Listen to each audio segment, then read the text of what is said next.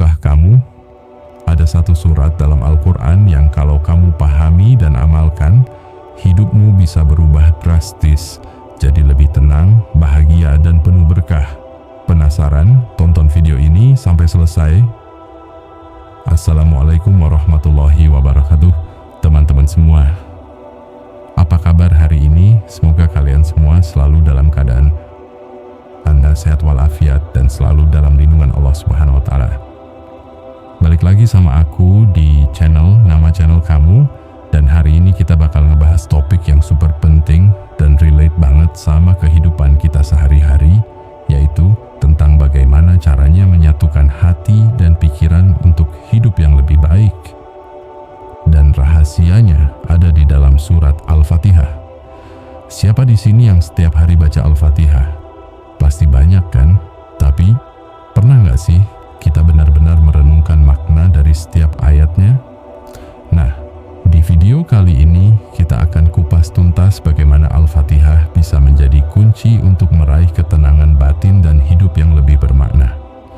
Jadi, siapin diri kalian, ambil cemilan, dan mari kita mulai. Jangan lupa juga buat subscribe channel ini kalau kalian suka konten-konten yang bermanfaat kayak gini. Al-Fatihah, yang artinya pembukaan, bukan cuma sekadar surat pembuka dalam Al-Quran, tapi juga merupakan inti dari seluruh ajaran Islam. Coba deh kita perhatikan, di dalam Al-Fatihah, kita diajarkan untuk selalu mengagungkan nama Allah, mengakui bahwa Dialah pemilik alam semesta, dan memohon pertolongan hanya kepadanya. Ini adalah fondasi yang sangat penting untuk membangun hubungan yang kuat dengan Allah. Ketika kita sadar bahwa semua yang kita miliki adalah pemberian dari Allah, hati kita akan menjadi lebih tenang dan pikiran kita akan menjadi lebih jernih.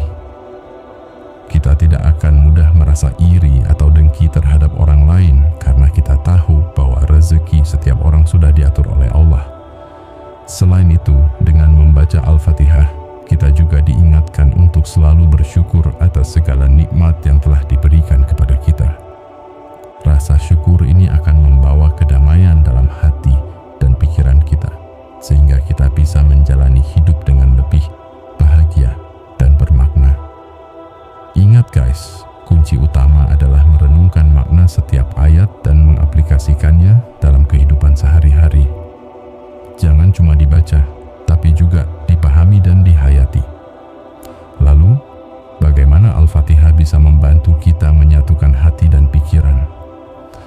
Jawabannya ada pada pengakuan kita terhadap kekuasaan Allah dan permohonan kita kepadanya untuk diberikan petunjuk. Dalam Al-Fatihah, kita mengucapkan Iyyaka na'budu wa iyyaka nasta'in, yang artinya hanya kepada Engkaulah kami menyembah dan hanya kepada Engkaulah kami memohon. Engkaulah kami memohon pertolongan. Ucapan ini adalah bentuk pengakuan bahwa kita adalah hamba Allah yang lemah dan membutuhkan pertolongannya dalam segala hal. Ketika kita menyadari hal ini, hati kita akan menjadi lebih rendah hati dan pikiran kita akan menjadi lebih fokus. Kita tidak akan lagi merasa sombong atau merasa mampu melakukan segala sesuatu sendiri. Kita akan selalu berusaha untuk mencari ridha Allah dalam setiap tindakan kita. Selain itu, dengan memohon pertolongan kepada Allah, kita juga membuka diri kita untuk menerima petunjuk-Nya. Petunjuk ini bisa datang dalam berbagai bentuk, seperti ilham, inspirasi, atau bahkan melalui orang lain. Yang terpenting adalah kita harus selalu membuka hati dan pikiran kita untuk menerima petunjuk tersebut. Jangan sampai kita merasa sudah tahu segalanya dan menutup diri dari kebenaran. Salah satu ayat yang paling penting dalam Al-Fatihah adalah Ihdinas Shirathal Mustaqim, yang artinya tunjukilah kami jalan yang lurus. Ayat ini adalah doa yang sangat mendalam, di mana kita memohon kepada Allah untuk selalu memberikan kita petunjuk agar kita bisa berjalan di jalan yang benar. Jalan yang lurus adalah jalan yang diridhai oleh Allah, jalan yang membawa kita menuju kebahagiaan dunia dan akhirat. untuk bisa berjalan di jalan yang lurus, kita harus selalu berusaha untuk mengikuti ajaran Islam, menjauhi segala larangannya, dan melakukan segala perintahnya. Kita juga harus selalu belajar dan mencari ilmu agama agar kita bisa memahami dengan benar apa yang diperintahkan dan dilarang oleh Allah. Selain itu, kita juga harus selalu berdoa kepada Allah agar kita diberikan kekuatan untuk bisa istiqomah di jalan yang lurus. Jangan pernah merasa lelah untuk berdoa, karena doa adalah senjata orang mukmin. Dengan berdoa, kita menunjukkan bahwa kita membutuhkan pertolongan Allah dan kita percaya bahwa Allah akan selalu mengabulkan doa-doa kita. Ingat, teman-teman, jalan yang lurus itu tidak selalu mudah, tapi percayalah bahwa Allah akan selalu memberikan kita kekuatan untuk menghadapinya. Selain memohon petunjuk jalan yang lurus, Al-Fatihah juga mengingatkan kita tentang pentingnya meneladani orang-orang yang telah diberikan nikmat oleh Allah. Dalam ayat Syirathal ladina an'amta alaihim, kita memohon kepada Allah agar kita ditunjukkan jalan orang-orang yang telah diberikan nikmat olehnya. Siapakah orang-orang yang telah diberikan nikmat oleh Allah? Mereka adalah para nabi, para sahabat, para ulama, dan orang-orang saleh lainnya yang telah berjuang di jalan Allah dan telah memberikan kontribusi besar bagi agama Islam.